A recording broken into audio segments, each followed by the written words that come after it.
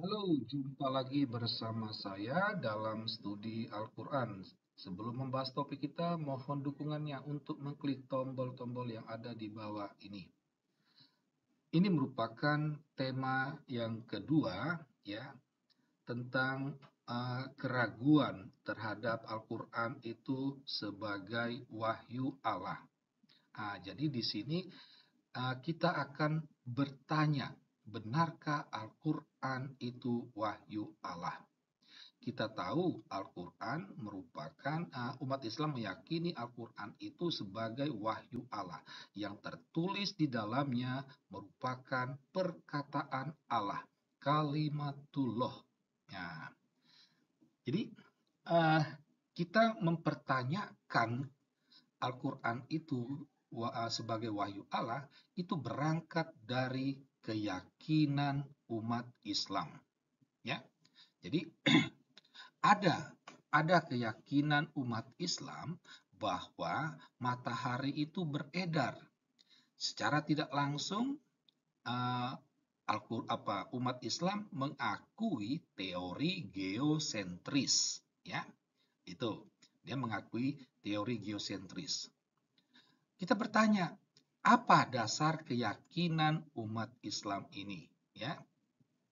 Jadi teori matahari beredar ini yang menyebabkan fenomena siang dan malam, ya. Nah, dasar keyakinan umat Islam ini itu adalah Al-Qur'an yang diyakini sebagai wahyu Allah, ya. Nah, jadi ada banyak teks kitab suci yang menegaskan bahwa matahari beredar, matahari, bulan beredar. Bahkan ada yang tegas-tegas dikatakan beredar pada orbitnya. Nah, ini dasar keyakinan umat Islam, ya, Al-Qur'an dan wahyu Allah. Nah, apa alasan keyakinan umat Islam ini? Mengapa umat Islam begitu yakin, ya? Nah, mereka yakin karena mereka percaya Allah itu maha benar, Allah maha mengetahui, Allah tidak mungkin berbohong, ya. Nah, saya yakin keyakinan umat Islam ini merupakan keyakinan umat agama lainnya, ya kan? Nah, nah, benarkah Al-Quran itu wahyu Allah? Kita justru meragukan Al-Quran itu berangkat dari keyakinan Islam itu sendiri.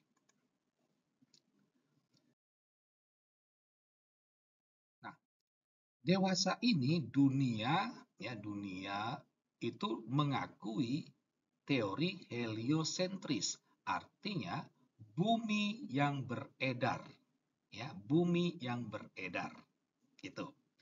Nah, dasar keyakinan dunia ini adalah penelitian ilmiah atau pengamatan indrawi. Jadi sudah banyak ahli-ahli dunia, ya, yang dimulai dari Kopernikus, ditegaskan oleh Galileo Galilei dengan menggunakan alat bantu. Mereka yakin bahwa bumi beredar, matahari dia tetap pada titiknya, ya. Nah, matahari menjadi pusatnya, itu. Nah, berhadapan dengan keyakinan dunia ini, sering umat Islam mengadakan rasionalisasi, ya. Mereka mengatakan Allah itu maha benar, Allah itu maha mengetahui, ya. Allah mengetahui apa yang ada di bumi maupun di langit. Nah, itu. Sementara manusia itu lemah, ya. Jadi rasionalisasi Islam ini benar. Ini diakui juga oleh umat agama lain bahwa memang benar Allah itu maha benar, Allah itu maha mengetahui. Memang manusia itu lemah. Itu. Nah, karena manusia itu lemah, manusia itu bisa salah, manusia bisa keliru, manusia bisa menipu. Sedangkan Allah itu kan maha benar, maha mengetahui, tidak mungkin dia berbohong, tidak bisa Allah itu salah atau keliru. Nah, ini rasionalisasi. Jadi Ya benar ya, rasionalisasinya benar itu. Kita tidak tidak menolak itu.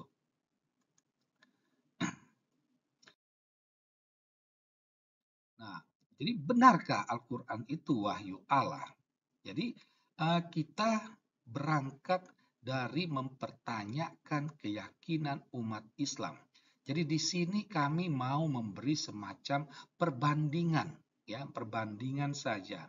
Jadi, jika seandainya dalam Al-Qur'an itu dikatakan bahwa garam itu manis, nah itu berarti uh, garam itu manis ini merupakan kata-kata Allah karena ada tertulis dalam Al-Qur'an, ya. Itu pasti umat Islam akan percaya, ya. Umat Islam akan percaya 100% mereka akan percaya bahwa garam itu manis. Ya, mengapa mereka percaya? Apa dasar kepercayaannya? Ya dasarnya itu tadi, Allah itu maha benar, Allah maha mengetahui, Allah tidak mungkin berbohong, ya. Itu dasar dasar apa kepercayaannya itu, ya. Ah, jadi dari dasar kepercayaan itu lahirlah sikap umat Islam, ya, yaitu bahwa mereka akan menyalahkan lidah manusia, bahwa penelitian itu keliru, ya. Jadi bisa saja ada hasil penelitian bahwa dalam unsur garam itu ada unsur-unsur ini. Unsur-unsur ini sejalan dengan unsur manis. Jadi garam itu asin menurut penelitian ilmiah itu bisa saja keliru atau lidah manusia yang salah. Nah, itu, ya.